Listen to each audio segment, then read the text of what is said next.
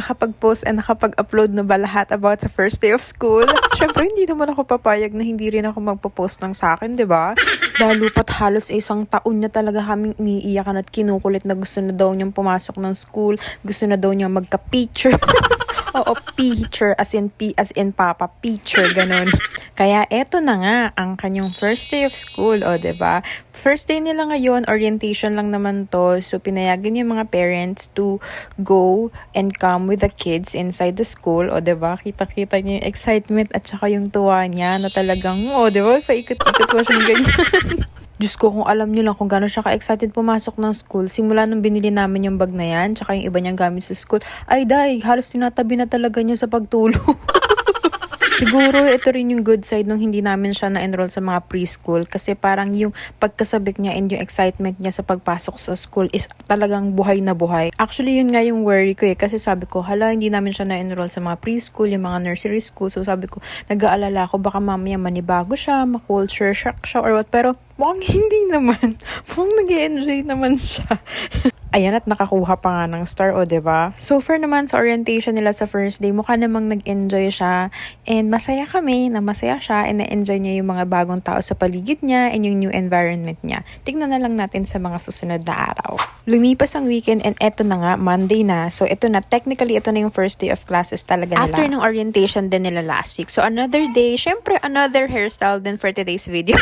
Since ito na nga yung official first day of classes, bawal na pumasok ang parents sa loob. Dito na lang kami sa gate. So, ayan, kailangan nang i-let go ang mga chikiting. So, simula dito sa gate, sila na lang yung pwedeng pumasok dun sa school, papunta sa classrooms nila. And kahit papaano, confident naman ako kasi nakikita ko naman na, ayan, o diba, confident din naman siyang pumasok mag-isa. Although may part dyan na humihinto-hinto siya, lumilingol-lingol siya sa amin. So, sinisignalan ko lang siya na, go, go, go, sige lang, lakad ka lang, diretso ka lang, ganyan, diretso, diretso, palo, palo. Charot, iba pala yun. Natatawa pa nga ako dyan kasi yung batang kasabay niya, ayan, tinatawag siya ng nanay niya. Tapos ito namang anak ko, sige, lingon din siya. Tapos nakikita-kitigan siya doon sa bata. Kada hihinto yung bata, hihinto rin siya, day. O, tinan mo, diba?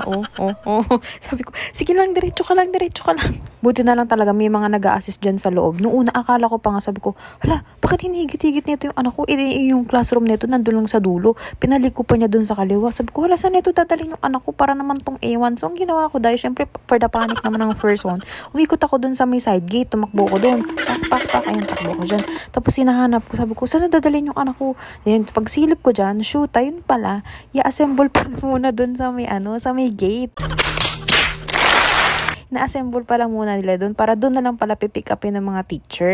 Syempre nga naman yung ibang bata hindi pa natandaan or hindi pa kabisado yung classroom. So, dyan pa na muna nila tinipon, day. So, ayun kita, yung anak ko pang naliligaw-ligaw kasi hindi pa niya kabisado yung itsura ng teacher niya. So, para siyang ligaw na sisiw dyan, dahil buti na lang, meron din pinamigay ng mga nameplate, nakalagay dun yung section, yung teacher. So, tinitignan na lang ng mga teacher kung sino yung advisor, anong section. Tapos, ayun, tinuhuro siya kung saan siya nabibilang. Nakapunta rin naman siya kagad dun sa may section niya. O, diba, kumakaway-kaway pa nga, ganda yarn. Habang yung ibang section, tsaka ibang nanay nagkagulo na, Diyos ko, galit na galit nga dun yung mga, teachers ba yun, o principal. Kasi nga, bawal talaga pumasok sa loob yung mga nanay. Kasi, paano nga naman masasanay yung mga bata kung diba, nandiyan pa rin sila. Ang sabi kasi sa amin, iwan na.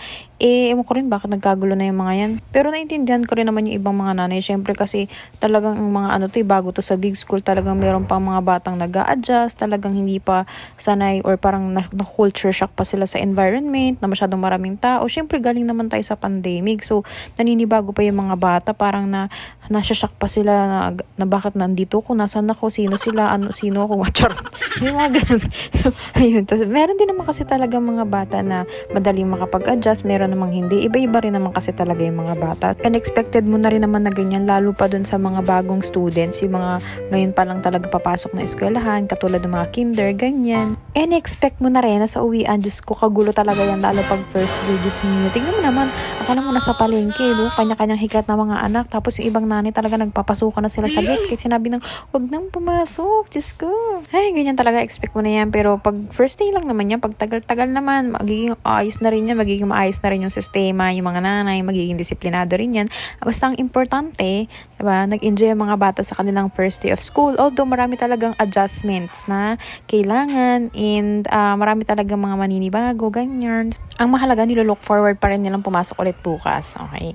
So, yung anak ko nga, eto kita mo, yung bunso ko, Diyos ko, nashock siya dun sa kaguluhan sa school. Natulala siya, sabi niya, nasaan ako, ma? Sino ka? Sino to? Sino siya? Sino ka? Sino kayong lahat? Nasaan ako? Charot. Kaya hindi na rin namin siya sinama nung sinundo na namin tong isa. Kasi baka mamaya hindi na niya pangarapin pumasok ng school. Kasi na-witness na niya kung gaano kagulo pag first day. Pero nung hapon naman na ito sa mga kindergarten, medyo maayos naman na siya. Kasi wala silang masyadong kasabay na ibang grade levels sa paglabas. So, 'di ba? Hindi siya katulad nung grade 3 namin, yung panganay namin kasi kasabay siya ng ibang grade level sa paglabas. So, talaga maraming tao, maraming students. Pero yung mga kinder, ayan, sila lang ata yung nag-uwian nung time na yan. Ay, salamat. Thank you, Lord, na iraos din ng first day of school ng mga bagets. Yun lang. Samahan niyo ko ulit sa mga susunod na videos. Bye!